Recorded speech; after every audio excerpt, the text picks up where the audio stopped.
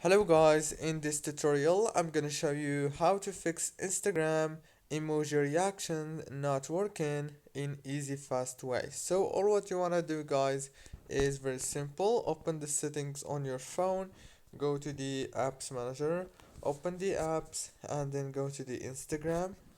Now here on this page you will find all the apps that you have on your phone. Click on the force stop option and then go to the storage. Click on this clear cache and clear data. Go back, open the open by default option. Click on the open supported links in this app and then click on ask every time.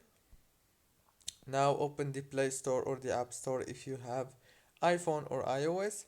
Search for Instagram and then update it.